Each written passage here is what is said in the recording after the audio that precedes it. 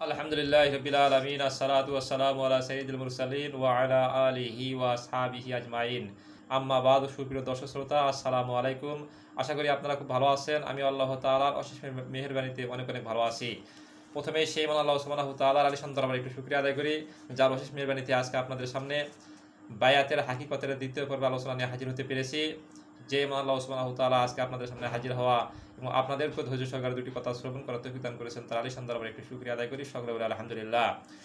লাখো কোটি দরুদ সালাম মানবতার মুক্তির দূত আখির নবী সাইয়্যিদুল কাউনাইন জনাব মুহাম্মদুর রাসূলুল্লাহ সাল্লাল্লাহু আলাইহি ওয়াসাল্লাম। সম্মানিত দর্শক শ্রোতা ও দ্বীনী ভাই বোনেরা, আল্লাহ সুবহানাহু ওয়া তাআলা কুরআনুল কারীমের সূরা ফাতাহ এর 10 নম্বর আয়াতে ইরশাদ করেছেন, ইন্নাল্লাযীনা ইউবাইয়ুনাকা ইন্নামা ইউবাইয়ুনাল্লাহ ইয়াদুল্লাহি ফাওকা আইদিহিম।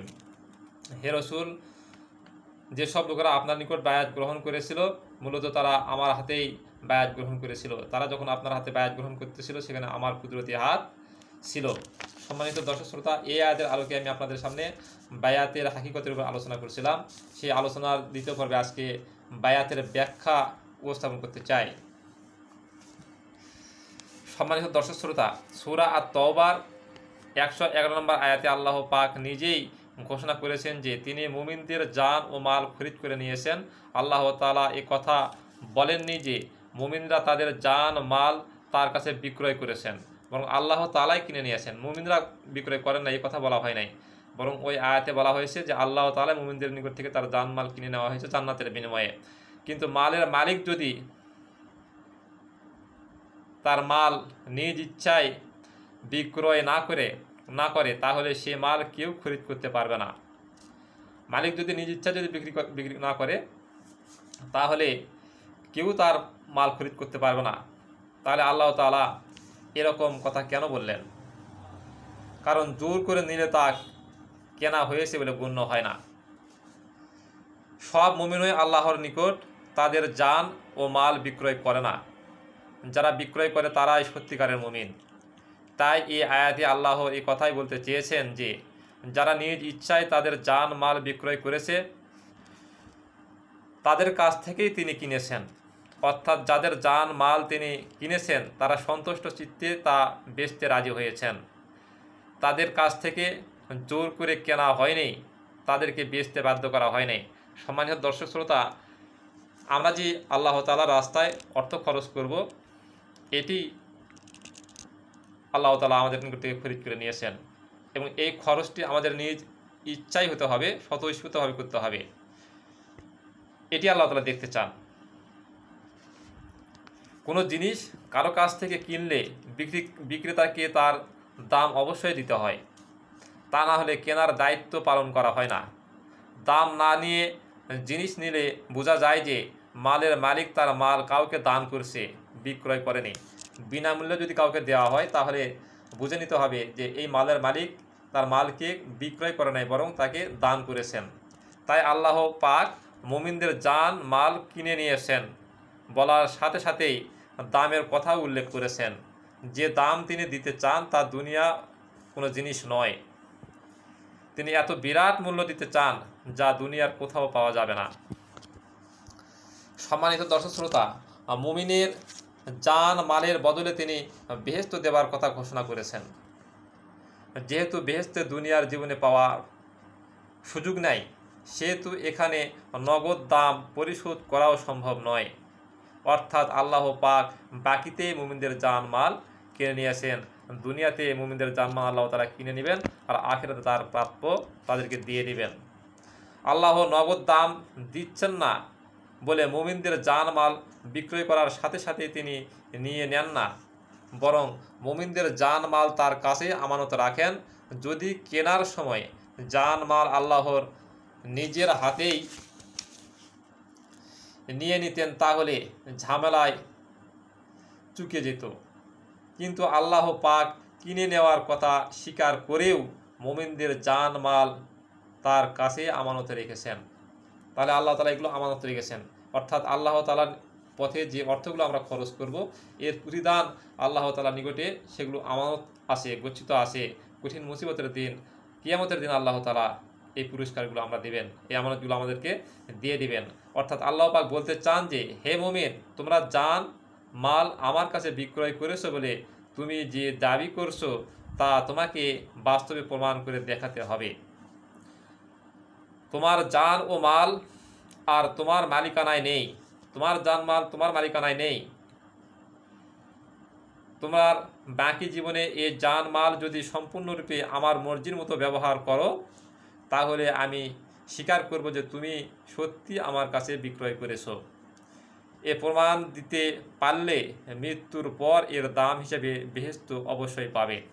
তাহলে আমাদের যে সম্পদ আল্লাহ তাআলা আমাদেরকে যা দিয়েছেন, এগুলো আমাদের মর্জি অনুযায়ী খরচ করা যাবে না, আল্লাহর মর্জি অনুযায়ী খরচ করতে হবে। আল্লাহ তাআলা নির্দেশিত পথ পন্থায়, উপায়ে, তরিকায় সেগুলো খরচ করতে হবে। যদি আমরা করতে পারি, তাহলে আমরা প্রমাণ করতে পারবো যে আমরা আল্লাহ তাআলার নিকটে আমাদের জান মাল বিক্রয় করে দিয়েছি, আর এর প্রতিদান অবশ্যই আমরা কঠিন মুসিবতের দিন পাবো। সম্মানিত দর্শক শ্রোতা, রাসূল করিম সাল্লাল্লাহু আলাইহি ওয়াসাল্লামের হাতে বায়াত এর অর্থ, তাহলে বায়াতের ব্যাখ্যা করলাম যে সব কিছুই আল্লাহর মর্জির মতো খরচ করতে হবে। আমাদের সম্পদ, আমাদের ইচ্ছা, আমাদের মর্জি অনুযায়ী আমরা খরচ করতে পারি না।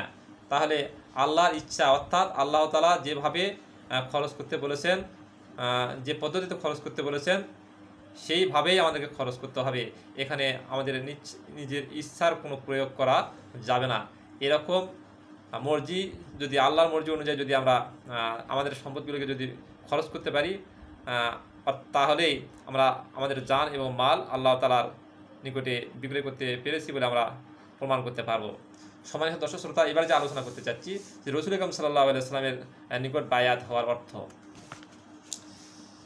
কোনো মাল একবার কারো কাছে বিক্রয় করার পর এর মালিকানা সত্ত্ব ক্রেতার হাতে চলে যায়। বিক্রেতা এ মাল আবার অন্য কারো কাছে বেচতে পারে না, কারণ এক মাল একই ব্যক্তি কেমন করে বারবার বিক্রয় করবে, এটি হতে পারে না। মুমিন তার জানমাল আল্লাহ তাআলার কাছে বিক্রয় করার পর এর মালিকানা সত্ত্ব ক্রেতার হাতে চলে গেছে, অর্থাৎ আল্লাহ তাআলার নিকট চলে গেছে। অথচ সাহাবায়ে কেরাম রাসূল করিম সাল্লাল্লাহু আলাইহি ওয়াসাল্লামের কাছে বায়াতবদ্ধ হয়েছেন বলে কোরআন ও হাদিসে প্রমাণিত। তাই প্রশ্ন জাগে যে রাসূল করিম সাল্লাল্লাহু আলাইহি ওয়াসাল্লামের কাছে বায়াতবদ্ধ হওয়ার মানেটা কি? একবার আল্লাহর কাছে জানমাল বিক্রয় করা হয়েছে, এরপর রাসূল করিম সাল্লাল্লাহু আলাইহি ওয়াসাল্লামের নিকট বায়াত হয়েছেন, আবার কি বিক্রয় করা হলো? এ প্রশ্নের সঠিক জবাব পেলেই বায়াতের হাকিকত বোঝা যাবে। সম্মানিত দর্শক শ্রোতা, আগে বলা হয়েছে যে আল্লাহ পাক মুমিনদের জানমাল কিনে তারই কাছে আমানত রেখে দেন। সচেতন মুমিন একথা ভালোভাবে জানেন যে তার যে জান ও মাল আল্লাহর মালিকানায় দিয়ে দেওয়া হয়েছে, তা আল্লাহর মর্জির মতো কাজে লাগায় সঠিক দায়িত্ব। শয়তান ওয়াসওয়াসা ও নফসের ধোকায় পড়ে, পরিবার পরিজনের দাবিতে এবং আত্মীয় বন্ধু বান্ধবের চাপে পড়ে আল্লাহর মর্জির খেলাফ জান ও মাল খরচ করে ফেলার প্রবল আশঙ্কা অবশ্যই রয়েছে। তাই আল্লাহ এই আমানত সঠিকভাবে আল্লাহর মর্জি মতো ব্যবহার করার উদ্দেশ্যে সাহাবায়ে কেরাম রাসূল করিম সাল্লাল্লাহু আলাইহি ওয়াসাল্লামের হাতে বায়াতবদ্ধ হয়েছেন। আল্লাহর নিকট জানমাল বিক্রয় করা মানে যাবতীয় মানসিক, দৈহিক ও বস্তুগত শক্তি, সামর্থ্য এবং সময়, সম্পদ, শ্রম আল্লাহর আনুগত্যের অধীনে ব্যবহার করার ওয়াদাবদ্ধ হওয়া। এ ওয়াদা এমন ব্যাপক যে ইচ্ছা শক্তি, চিন্তা শক্তি, মনন শক্তি এবং বুদ্ধিবৃত্তিকে আল্লাহর মর্জির অধীন করা বোঝায়। এইরূপ পূর্ণাঙ্গ দাবি পূরণ করতে হলে আল্লাহর সাথে গোপনে চুক্তিবদ্ধ হওয়াই যথেষ্ট নয়। মানুষ যেভাবে শয়তানের ওয়াসওয়াসা, নফসের ধোঁকা, দুনিয়ার মোহ, অন্য মানুষের প্ররোচনা ইত্যাদি দ্বারা ঘেরাও হয়ে আসেন, তাতে সাংগঠনিক ব্যবস্থা ছাড়া আল্লাহর পূর্ণাঙ্গ আনুগত্য করা বাস্তবে সম্ভব হবে না। এ কারণেই আল্লাহর রাসূল সাল্লাল্লাহু আলাইহি ওয়াসাল্লামের দ্বীনি দাওয়াত যারা কবুল করেছেন, তাদেরকে রাসূল করিম সাল্লাল্লাহু আলাইহি ওয়াসাল্লামের নেতৃত্ব মেনে নেওয়ার জন্য জামাতবদ্ধ হওয়ার তাগিদ আল্লাহ তাআলা নিজেই দিয়েছেন। এ জাতীয় সাংগঠনিক বন্ধন ছাড়া আল্লাহর পূর্ণাঙ্গ আনুগত্যের পথে অগণিত বাধা দূর করা সম্ভব নয়। সম্মানিত দর্শক শ্রোতা, যারা সাংগঠনিক শৃঙ্খলা কবুল করে রসুল করিম সাল্লাল্লাহু আলাইহি ওয়াসাল্লামের জামাতে শরিক হতে রাজি হয়েছেন, তারা আল্লাহর পূর্ণাঙ্গ আনুগত্যের উদ্দেশ্যে সংগঠনের নির্দেশ পালন করতে ওয়াদাবদ্ধ হয়েছেন, যাতে সকল প্রকার ধোঁকা থেকে বেঁচে থাকতে পারেন। ইসলামী জামাতের আনুগত্যের মাধ্যমেই আল্লাহর আনুগত্য বাস্তবে সহজ ও সম্ভব হয়। জামাতের আনুগত্যের শপথই ইসলামের পরিভাষায় বায়াতের নামে পরিচিত। সাহাবায়ে কেরাম রাসূল করিম সাল্লাল্লাহু আলাইহি ওয়াসাল্লামের নিকট যে বায়াত নিয়েছিলেন তা এই আনুগত্যেরই শপথ। সাহাবায়ে কেরাম বাস্তব জীবন এ কথার সাক্ষী যে তারা বায়াতের এ তাৎপর্য অক্ষরে অক্ষরে পালন করেছেন। এই বায়াতের দাবি হলো রাসূল করিম সাল্লাল্লাহু আলাইহি ওয়াসাল্লামের পূর্ণ আনুগত্য করা। তাই দেখা যায় রাসূল করিম সাল্লাল্লাহু আলাইহি ওয়াসাল্লাম কোনো কাজের নির্দেশ দিলে বিনা ওজরে সাহাবায়ে কেরাম তা পালন করতেন। যারা কৃত্রিম ওজর পেশ করত তাদেরকে কোরআনে মুনাফিক বলা হয়েছে। সম্মানিত দর্শক শ্রোতা, একবার রাসূল করিম সাল্লাল্লাহু আলাইহি ওয়াসাল্লাম সবাইকে যুদ্ধে যাওয়ার হুকুম দিয়েছিলেন। এক সাহাবীর মা মৃত্যু শয্যায় থাকার সত্ত্বেও তিনি যুদ্ধে যাওয়ার জন্য প্রস্তুত হয়ে যথাসময়ে হাজির হয়ে গেলেন। তিনি রাসূল করিম সাল্লাল্লাহু আলাইহি ওয়াসাল্লামকে মায়ের অবস্থাটি জানালেন। ওজর পেশ করে না যাওয়ার উদ্দেশ্যে এটি ছিল না, তিনি কিন্তু পারতেন, তিনি ওজর পেশ করে বাড়িতে থাকতে পারতেন, কিন্তু ওজর না পেশ করে তিনি যাওয়ার জন্য প্রস্তুত হয়ে গেলেন আর রাসূল করিম সাল্লাল্লাহু আলাইহি ওয়াসাল্লামকে তার মায়ের অবস্থা জানালেন। কিন্তু অবস্থা জেনে রাসূল করিম সাল্লাল্লাহু আলাইহি ওয়াসাল্লাম তাকে মায়ের খেদমতেই পাঠিয়ে দিলেন। এখানে বিশেষভাবে লক্ষ্য করার বিষয় যে ওই সাহাবী মাকে অবস্থায় ফেলে যাওয়ার সম্ভব নয় বলে নিজেই যুদ্ধে না যাওয়ার সিদ্ধান্ত নেননি। কারণ বায়াতের দরুন এমন সিদ্ধান্ত নেওয়ার কোনো এখতিয়ার নেই বলে তিনি বিশ্বাস করতেন। তিনি নিজে নিজে তো সিদ্ধান্ত নিতে পারতেন, কিন্তু নিজে নিজে সিদ্ধান্ত নেননি। কারণ নিজে নিজে সিদ্ধান্ত নেওয়ার অর্থ হলো বায়াতের খেলাপ করা। সুতরাং তিনি এটি সিদ্ধান্ত নেননি। নিজের মাকে ফেলে রেখে বায়াতের আনুগত্যের জন্য রাসূল করিম সাল্লাল্লাহু আলাইহি ওয়াসাল্লামের আনুগত্য, আল্লাহ তাআলার আনুগত্যের উদ্দেশ্যে তিনি যুদ্ধের ময়দানে রওনা হয়েছিলেন এবং রাসূল করিম সাল্লাল্লাহু আলাইহি ওয়াসাল্লামকে বিষয়টি অবহিত করেছিলেন। আর রাসূল করিম সাল্লাল্লাহু আলাইহি ওয়াসাল্লাম তাকে সেই যুদ্ধে যাওয়া থেকে অব্যাহতি দিয়েছিলেন। সিদ্ধান্ত নেওয়ার অধিকার রাসূল করিম সাল্লাল্লাহু আলাইহি ওয়াসাল্লামের হাতে, তিনি তুলে দিয়েছিলেন বায়াতের মাধ্যমে। তাই কোনো ওজর আপত্তি দেখিয়ে রাসূল করিম সাল্লাল্লাহু আলাইহি ওয়াসাল্লামের আদেশ পালন না করার সিদ্ধান্ত তিনি নেননি।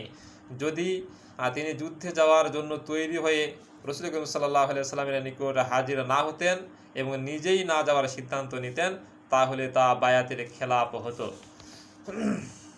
রাসূল সাল্লাল্লাহু আলাইহি ওয়াসাল্লাম অবস্থা জেনে তাকে মায়ের খেদমত করার অনুমতি দেওয়ার ফলে তিনি যুদ্ধে না যেয়েও এর সওয়াব পেয়ে গেলেন। তদুপরি মায়ের খেদমতের সওয়াব পেলেন। তাহলে যুদ্ধে যাওয়ার একটি সওয়াব পেলেন এবং মায়ের খেদমতের সওয়াব পেলেন, দুটি সওয়াব পেলেন শুধু আনুগত্যের কারণে, বায়াতকে সমুন্নত রাখার কারণে। কিন্তু যদি তিনি নিজে সিদ্ধান্ত নিতেন তাহলে রাসূল করিম সাল্লাল্লাহু আলাইহি ওয়াসাল্লামের আদেশ অমান্য করার মতো বড় অন্যায় হয়ে যেত। সুতরাং রাসূল করিম সাল্লাল্লাহু আলাইহি ওয়াসাল্লামের নির্দেশে তাবুকের যুদ্ধে যেতে রাজি হয়েও বিলম্ব করে ফেলার কারণে 3 জন সাহাবীকে 50 দিন পর্যন্ত একঘরে রাখা হয়েছিল।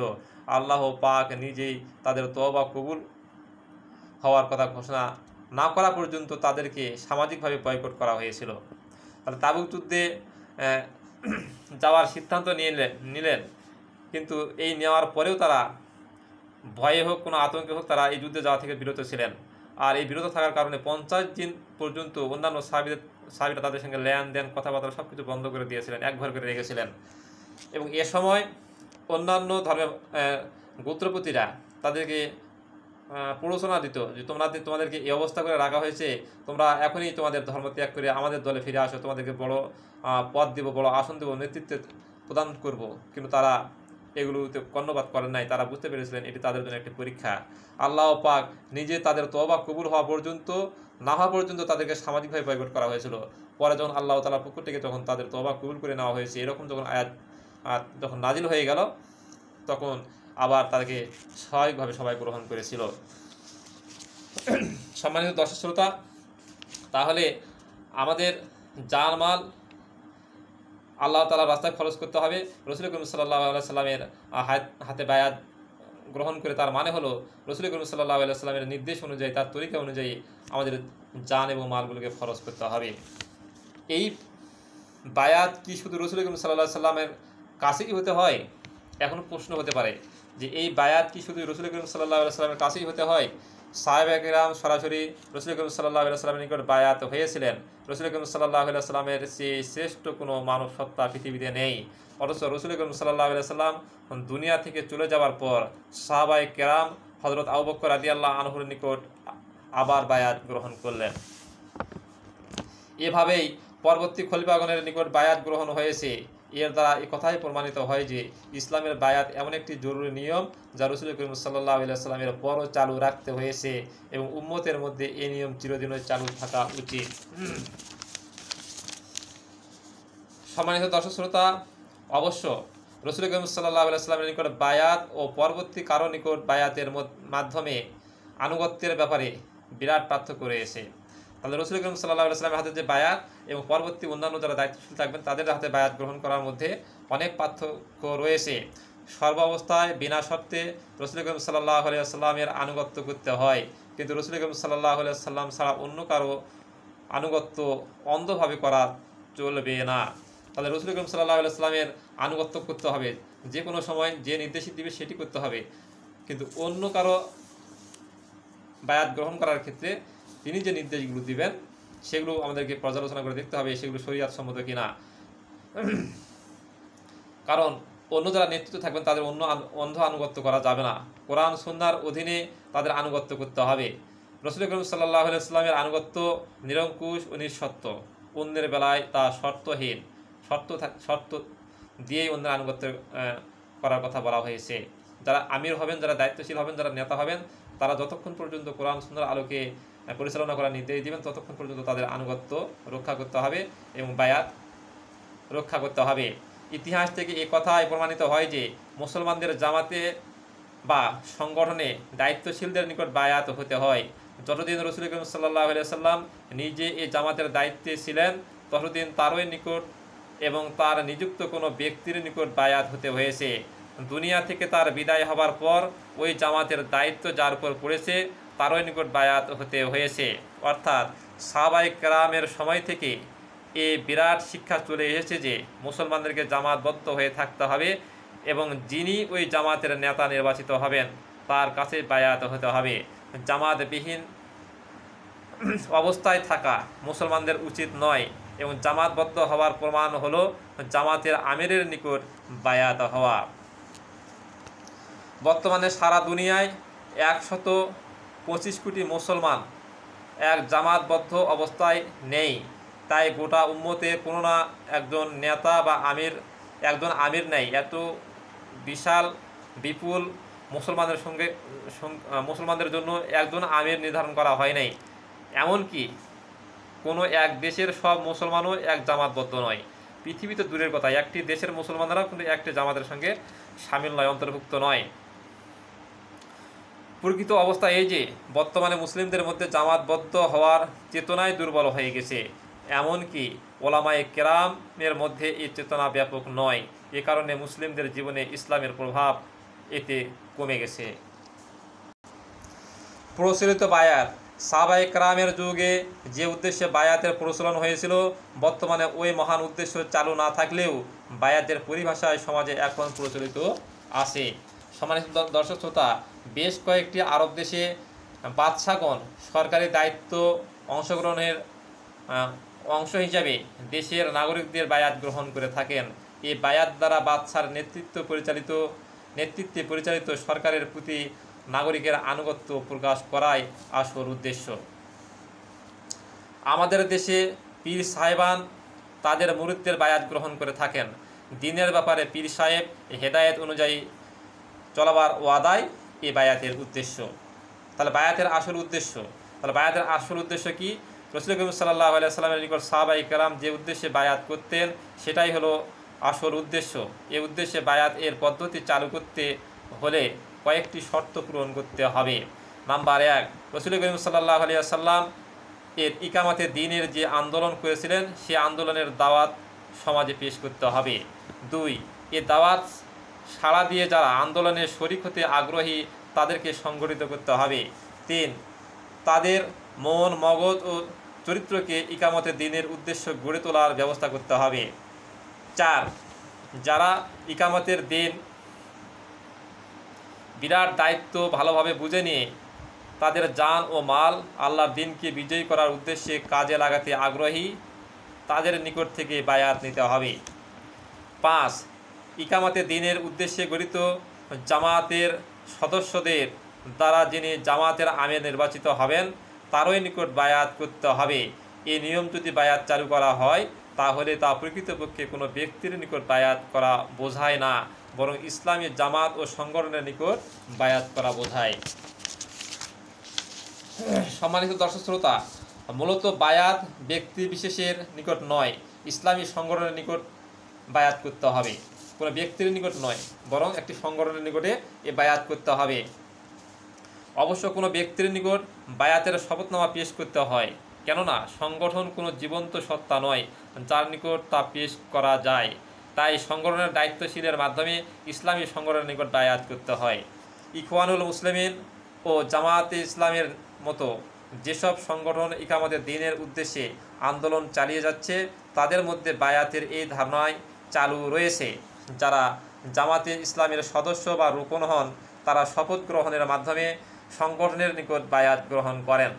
জামাতের গঠনতন্ত্রের এই কথাটি স্পষ্টভাবে লেখা আছে, বিধায় জামাতের গঠনতন্ত্র অনুযায়ী আমিরের জামাত বা তার কোনো প্রতিনিধির সামনে সদস্যপদ বা রুকনিয়াতের শপথ গ্রহণ করতে হয়। এই শপথে বায়াতি হিসেবে গণ্য হয়। সম্মানিত দর্শক শ্রোতা, এই বায়াতের দাবি কি? ইকামতে দ্বীনের মহান লক্ষ্যে পরিচালিত কোনো ইসলামী সংগঠনের নিকট যে ব্যক্তি বায়াত করেন তার নিকট এই বায়াতের দাবি নিম্নরূপ। 1 এই বায়াতের মাধ্যমে জান ও মাল অর্থাৎ তার গোটা সত্তা যা আল্লাহর নিকট বিক্রয় করা হয়েছে তা সাংগঠনিক পদ্ধতিতে ইকামতে দ্বীনের উদ্দেশ্যে ব্যবহার করার শপথ নেওয়াই হলো বায়াত। তাই এই নিয়মে জান মাল আল্লাহ তাআলার পথে খরচ করতে হবে। 2 ইসলামী সংগঠনের পক্ষ থেকে তাকে যে কোনো নির্দেশ বা দায়িত্ব দেওয়া হবে তা কোরআন ও সুন্নাহ বিরোধী না হলে বিনা বিধায় পালন করতে হবে এবং এ ব্যাপারে দুনিয়ার কোনো রকম ক্ষয়ক্ষতির পরোয়া করা চলবে না। 3 যদি সংগঠনের কোনো দায়িত্বশীলের নির্দেশ সঠিক নয় বলে কারো মনে হয় তাহলে সংশ্লিষ্ট দায়িত্বশীলের সঙ্গে আলোচনা করে মীমাংসায় পৌঁছিতে হবে। আলোচনা ছাড়াই নির্দেশ পালনে অবহেলা করা হলে বায়াতের খেলাপ হবে, এ বিষয়ে সাবধান থাকতে হবে। 4 কোনো বিশেষ অসুবিধা বা ওজরের কারণে যদি কোনো নির্দেশ পালন করা অসম্ভব মনে হয় তাহলে দায়িত্বশীলের নিকট ওই ওজর পেশ করতে হবে। সংগঠন যে সিদ্ধান্ত দেয় তাই চূড়ান্ত বিবেচনা করতে হবে। সংগঠনের কোনো সিদ্ধান্ত ছাড়াই নিজের কোনো ওজরের অজুহাতে নির্দেশ পালন না করলে বায়াতের খেলাপ হয়েছে বলে গণ্য হবে। সম্মানিত দর্শক শ্রোতা, সব আন্দোলনের শপথের রীতি আছে। যত আন্দোলন পৃথিবীতে আছে সব আন্দোলনেরই একটি শপথের রীতি আছে। বায়াতের মর্মকথা হলো আনুগত্যের শপথ। যারা কোনো নির্দিষ্ট লক্ষ্য হাসিলের জন্য দৃঢ় সংকল্প নিয়ে আন্দোলন করে তারা স্বাভাবিক কারণে সংশ্লিষ্ট সবাইকে বিশেষ ধরনের শপথের মধ্যে তাদেরকে নিরঙ্কুশ আনুগত্যের ব্যবস্থা করে। ইসলামী আন্দোলন ছাড়া সব রকম আন্দোলনই এ জাতীয় শপথের রীতি আছে। লক্ষ্য হাসিলের উদ্দেশ্যে জীবন বিসর্জনের যে শপথ নেওয়া হয় তা অগ্নি শপথ বা রক্ত শপথ বা দীপ্ত শপথ ইত্যাদি নামে পরিচিত হয়। এমনকি নিজ দেহের রক্ত দিয়ে শপথনামায় দরখাস্ত করার রীতি চালু করা হয়েছে, কিন্তু ইসলামে একমাত্র আল্লাহ তাআলার নাম নিয়েই এ শপথ করা হয়। সম্মানিত দর্শক শ্রোতা, আজকে আমি আপনাদের সামনে যে বায়াতের ব্যাখ্যার উপরে যতটুকু আলোচনা করলাম এর উপরে যেন আমরা যথাযথভাবে আমল করতে পারি, আল্লাহ তাআলা সেই তৌফিক আমাদেরকে দান করুন। সকলে বলে আমিন। আজকে বায়াতের ব্যাখ্যার এতটুকু আলোচনা করেই বায়াতের হাকিকতের এখানেই ইতি টানলাম। ওয়া আখিরু দাওয়ানা আলহামদুলিল্লাহি রাব্বিল আলামিন। আসসালামু আলাইকুম ওয়া রাহমাতুল্লাহ।